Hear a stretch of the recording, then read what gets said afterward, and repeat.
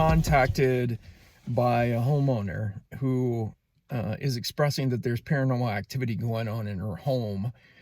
She also mentions that she's not necessarily a believer in the paranormal. So we assembled the team and we thought we'd do a proper investigation and find out just what's going on.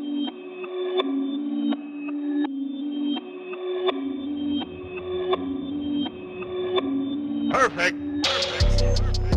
All right, so why don't you tell us a little bit about what you've been experiencing? So we moved in about 5 years ago, and I've paid it no mind, but we have neighbors on this side and we have neighbors on that side. That side's always been quiet. This side, on the other hand, we always hear noises in the evening.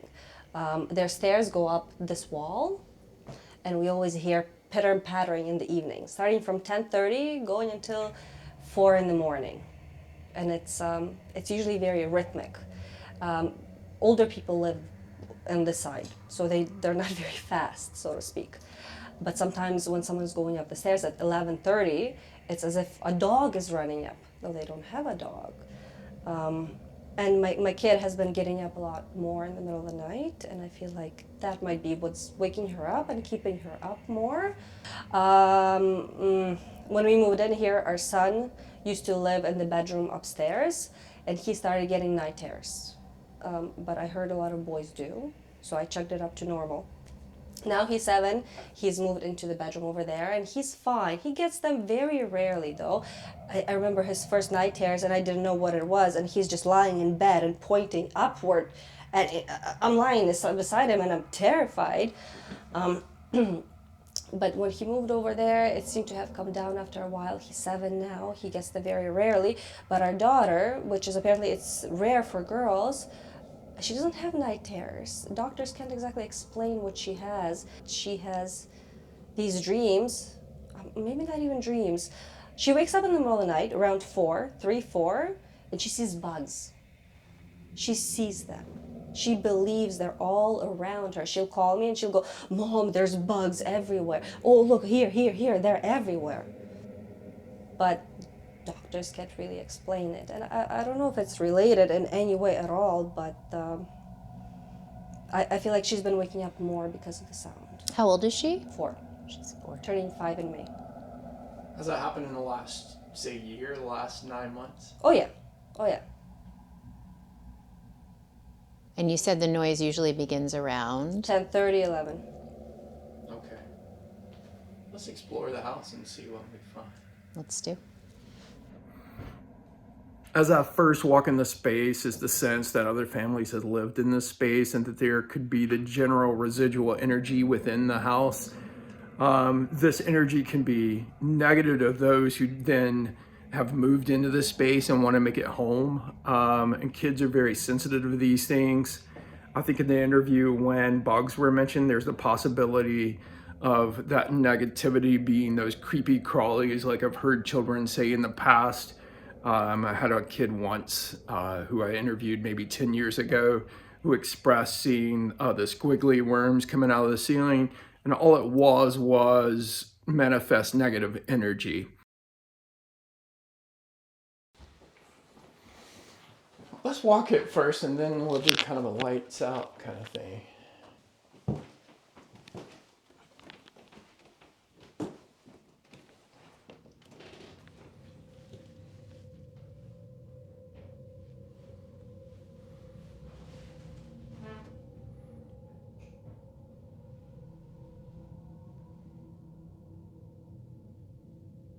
Do you guys have a cat or not? Oh, a cat? Yeah. Oh no, we have nothing. We're all well, my son is allergic to everything, so we have nothing. We used to have a goldfish, it died. Okay. But as I was walking upstairs, I saw what looked like a little dark cat go that way. That's why I thought I'd ask. But no offense to cat owners, it doesn't smell like a house that has cats. Sorry, guys.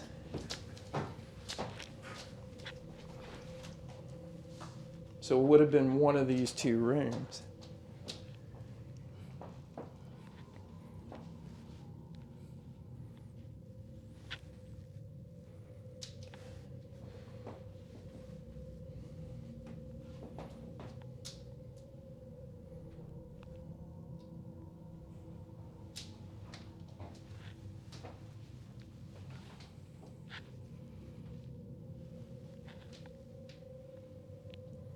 wouldn't be the first time a cat was creating activity in a house. A ghost cat.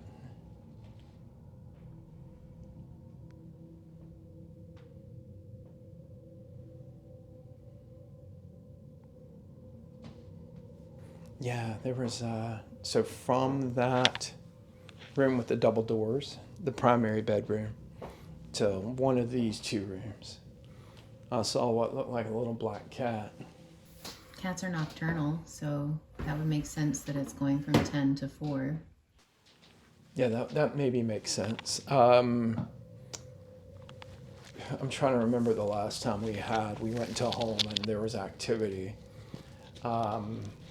We cleared a home 15 years ago or something that had an Irish setter that was a spirit dog. As soon as I mentioned to the homeowner that there was an Irish setter in the home, he flaked out and got weepy. And he told me that dog had been put down in the last couple of weeks. So it could be.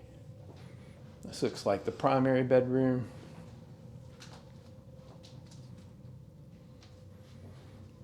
As far as like negative energies, they could just be the residual energies of whatever was left in this house from previous tenants, previous homeowners. Anything could leave kind of a set of negativity here and just would require like a rededication. Let's explain the bugs and the night terrors. I am more fixated on this room than the one next door. And I guess there's a potential for negative energy here. In the interview that Sam did with the homeowner, there was mention that the little girl awakens with the thought that bugs are all over her. That could relate more directly to negative energies. Let's put let's do a REM pod in there. Okay. Check out with the K2 first. I already checked the boys' room. That should be the same. Nothing? Yeah, no. I put it up next to this All right, one. maybe describe that because we have a lot of skeptics. Hold up. All right. We were told that the cameras produce like a radio wave. We thought it might affect equipment, but as close as I can get it, it won't budge on the K2.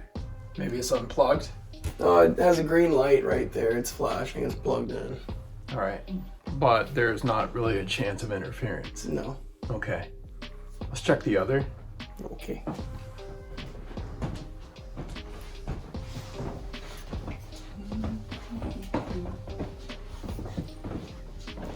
The other camera's in this corner. And again, nothing. No signal, no bop, no bip.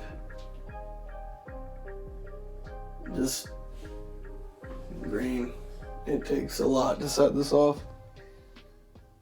I'm not sure that we're dealing with intelligent spirits. There's no telling whether or not the cat is an intelligent spirit. It could be. I just don't speak cat. Could be the residual energy of a cat being in the presence of this home. It could be an intelligent cat spirit calls this place its home. It could be responsible for some of the activity here in this space. As far as the negative energy in the home, we can do a home rededication, a home clearing in an attempt to pacify the negative experiences the children are having.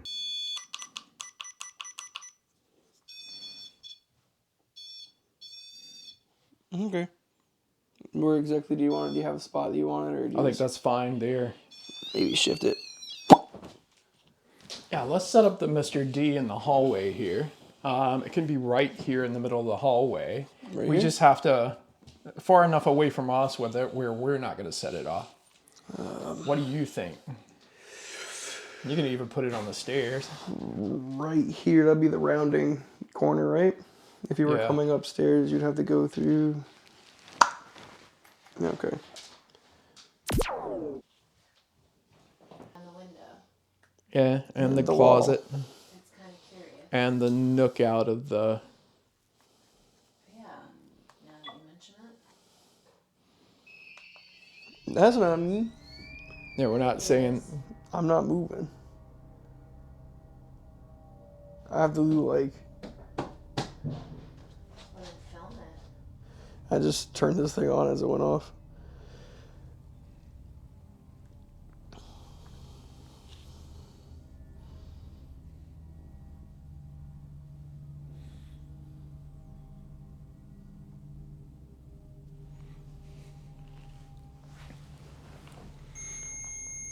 That would be That's the REM temperature pod. on the REM pod. Yep.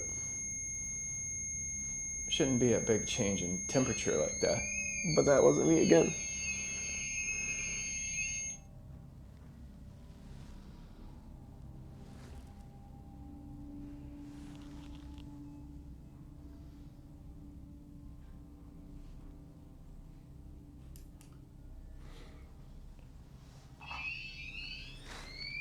No. So we're getting activity from the Hallway. Mr. D out in the hallway. And the red pod REM pod went off and indicated a temperature change. at the same time.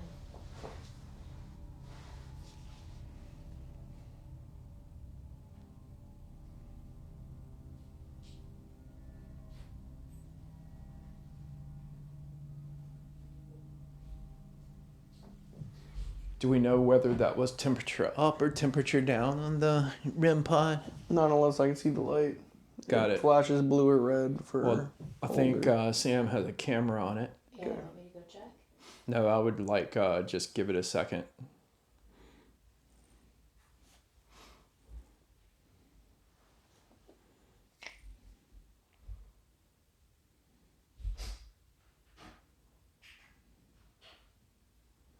In the interview, she was saying that she hears noises. That probably me. That wasn't.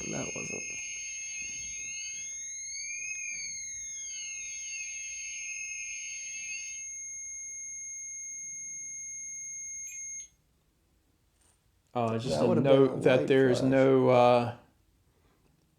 no heat on, and there's no AC on. The vents aren't running. We shouldn't be getting temperature changes like that.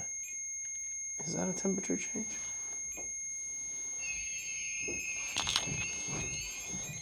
Let's go take a peek.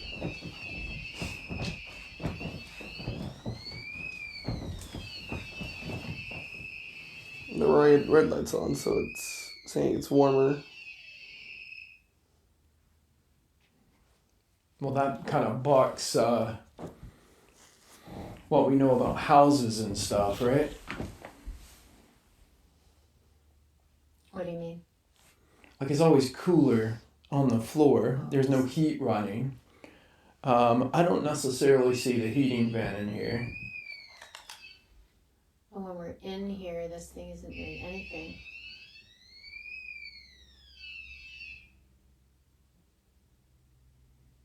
It's weird that when we were in his room, this was sounding out over and over and over again. So we come in here to watch it, and it's not doing anything. Yeah, exactly. So let's go back to his room. All right. We'll head back in there. Do you want me to leave this camera on? Yeah, here? leave that camera on it.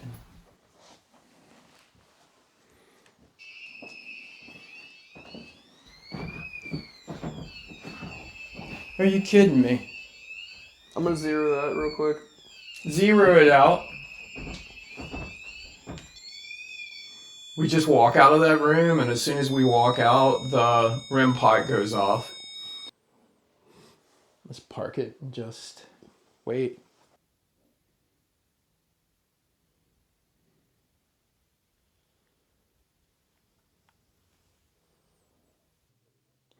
The problem with townhomes in general, when we start talking about paranormal activity, is unless we can get in every single unit,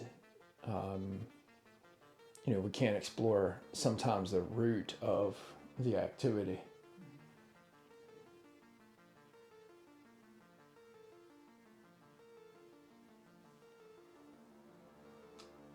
I feel a lot of weird tension in this room, like anxiety. But the little girl's room seems like the hub of activity, at least, as far as the equipment's concerned.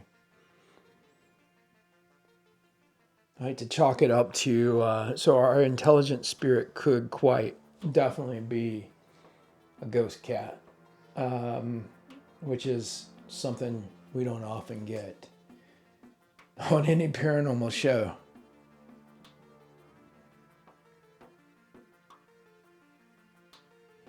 It could be the thing that's tripping the Mr. D in the hallway and the REM pod. Cats love their warm spots. Let's put the REM pod in here. We'll just park it, wait, see if it gives us kind of the same indicators. Are we parking it in here? Or are we parking it in the... We'll park it in here.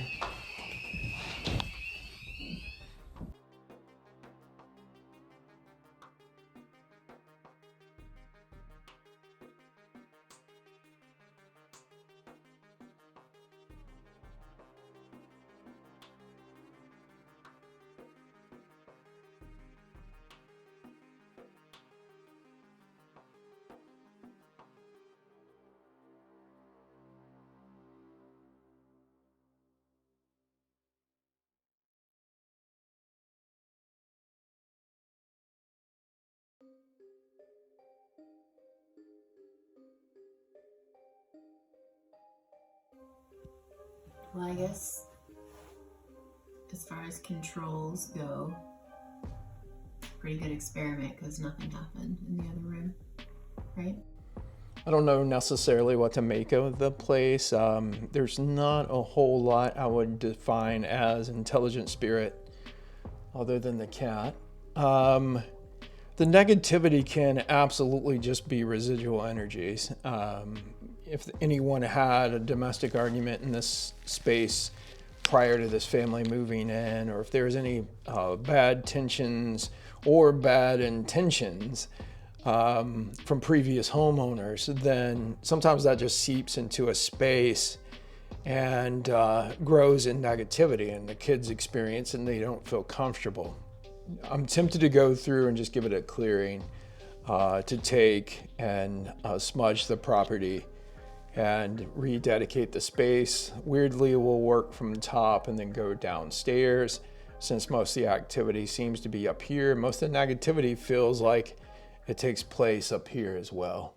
So some of the prescriptives I would recommend, because I think we can settle the noise, and we may also be able to settle the cat spirit down a bit, is that one, because your daughter's bedroom butts up against the neighbor's bedroom, I would recommend a selenite wand. So we'll put this in her room. I can set on her dresser. And I use it in the studio and use it at home to protect against negativity. Some people would say it protects against evil. I don't usually go that far. It's just negativity in general. So I'll give you that.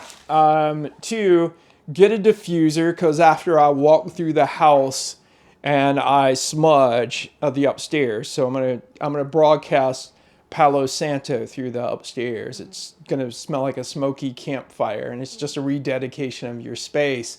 But this is essential oils. I've combined Palo Santo, sandalwood, sage, and frankincense all into this bottle. You just put 3 or 4 drops in your diffuser, let it run until it's done. Do that for 3 or 4 days after I'm done. Okay, so I'm gonna give you that as well. This is still a little bit oily. I mixed it today. I'll just leave it on that brown paper. But let's get upstairs and we'll go through rededicating the space upstairs. I need a close up of that beauty. It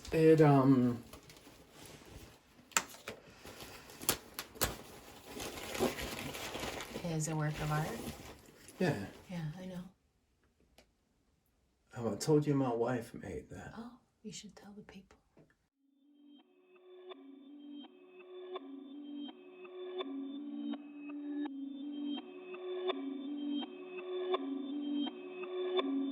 Perfect.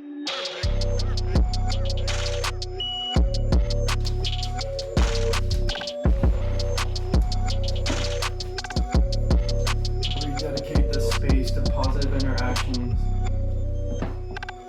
positive energies, positive relationships, positive exchanges. And sweet dreams, little girl.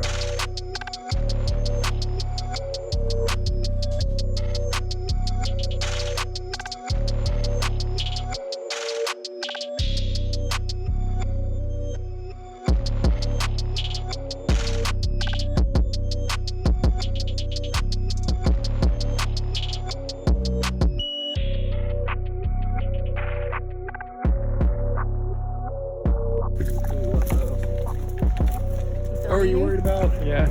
So, paid in donuts. Here, you